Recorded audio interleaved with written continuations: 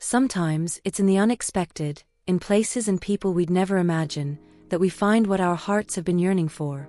Today, I'm going to tell you a story that will make you believe once again in the power of love and the connection between two souls, even if they come from completely different worlds. I hope this beautiful story touches your heart deeply. Afterward, let me know in the comments what you think. Let's dive in. Jenny was never the type to give up easily. Since losing her parents, she had learned to fight for herself. Growing up moving from house to house, she dreamed of having something she could call her own: land, freedom, a future. That dream led her to buy an old car and join a caravan heading west, chasing after the land the government had claimed. What she didn't know was that fate was about to change her life in ways she could never have imagined. As the caravan moved forward, Jenny's old car began to show signs of wear. By the third day of the journey, her car got stuck in a muddy puddle, and one of the tires went completely flat. She called out for help, but she was at the back of the group, and no one heard her. Soon, the dust stirred up by the caravan disappeared over the horizon, leaving her alone in the vast wilderness. Jenny tried to fix the wheel with what she had, but it was clear she'd need wood to create a sturdy brace to replace the damaged part.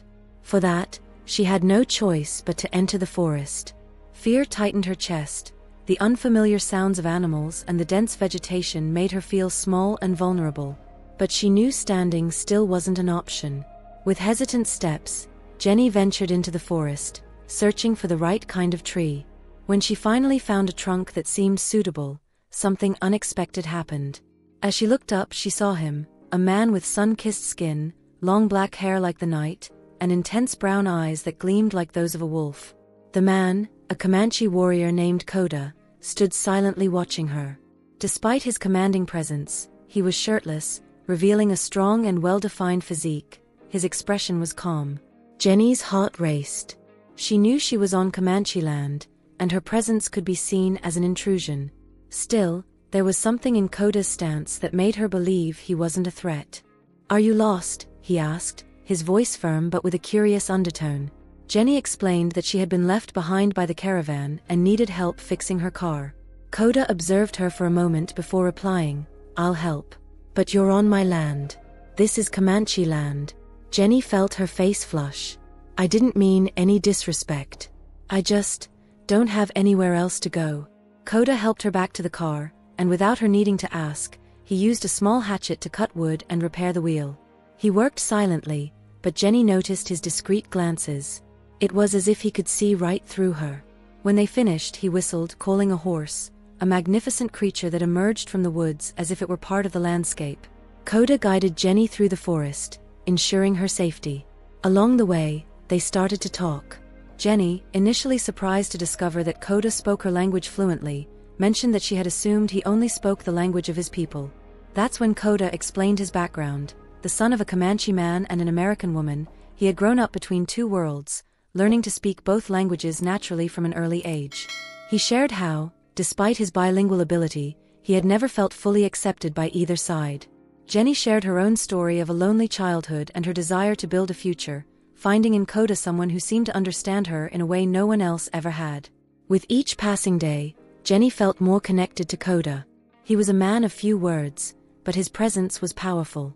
There was something comforting about the way he interacted with nature, with respect and harmony, and the way he protected her without overstepping her independence.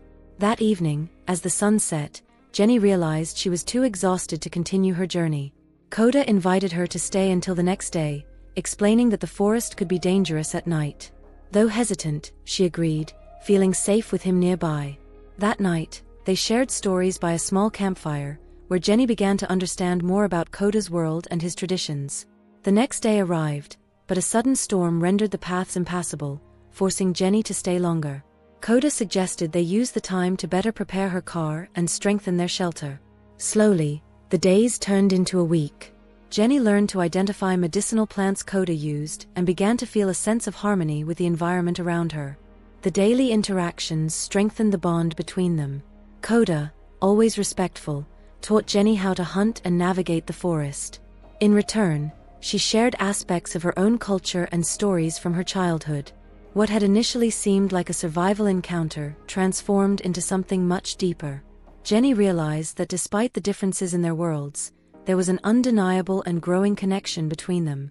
Just as they were preparing to rejoin the caravan, Coda rushed back with devastating news. Jenny's group had been attacked and destroyed by a rival tribe. She was in shock. All of them? Gone, she asked, her voice trembling. Yes, he replied. But you are safe. I'll protect you. Coda led her to a safe place in the forest, where he built a simple yet cozy shelter made of branches and animal skins. Jenny wasn't sure what she would do next, but for the first time in days, she felt secure. Days turned into weeks, and each moment they spent together felt like a new discovery. During this time, Jenny and Coda delved deeper into understanding each other. Jenny began teaching him some words of her language, while Coda introduced her to the traditions and rich culture of the Comanche.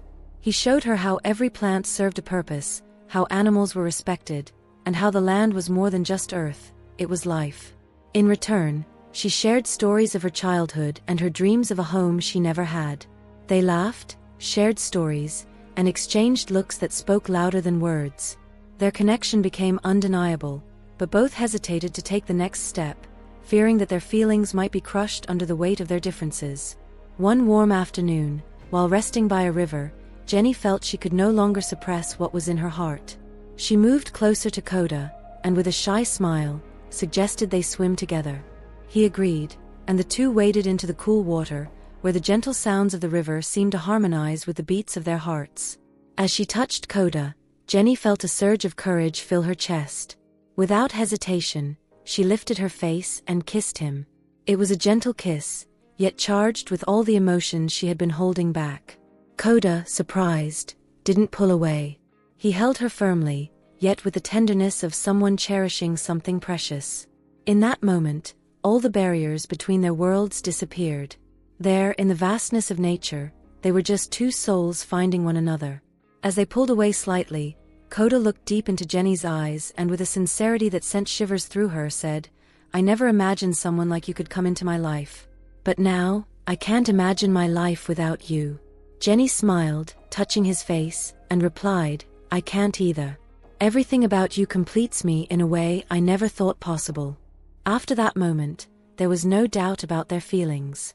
Jenny, recalling Coda's fluency in her language, remembered what he had shared about his origins, the son of a Comanche and an American woman, raised between two worlds, learning from an early age to navigate their differences.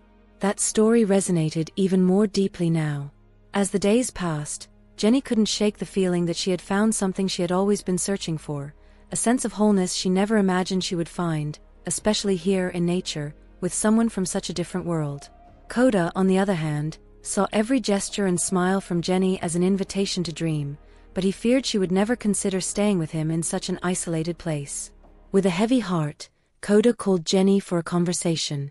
Sitting under the shade of a tree, he took a deep breath and said, "I finally finished all the repairs on your car, and the rumors of enemy attacks have stopped. If you wish, I can take you back to the city safely." His tone was firm, but the sadness in his eyes was unmistakable.